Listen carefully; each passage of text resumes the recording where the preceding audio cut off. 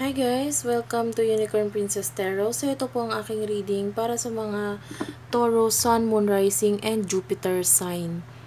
So check nyo po yung inyong natal chart. This is for your luck and finances this December 2020.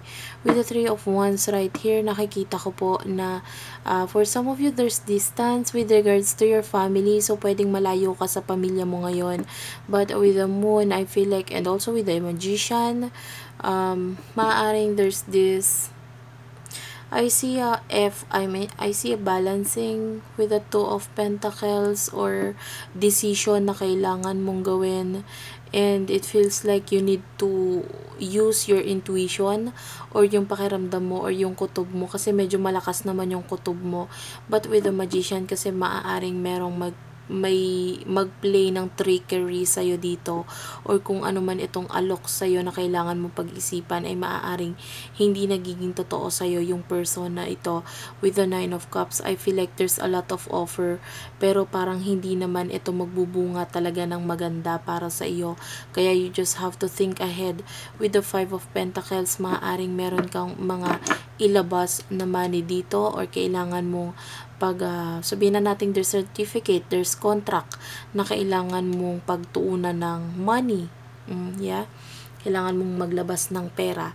Pero nakikita ko dito with the Queen of Wands, high possibility na Knight of Wands and Queen of Wands, high possibility ng travel for some of you, for those who are waiting. Pero yun nga, medyo mag-ingat ka lang kung tingin mo ikaw ay naloloko, malamang nga ay na ikaw ay niloloko lang.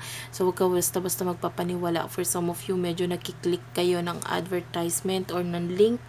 Nakikita ko kayo na nakiklik ng link, or masyado kayo nasisilaw sa offer na nakikita nyo online. Huwag kayong basta-basta magtiwala. With the Four of Cups right here, you have to think of the future na, that this is the right time to think about the future, and also think about the offer.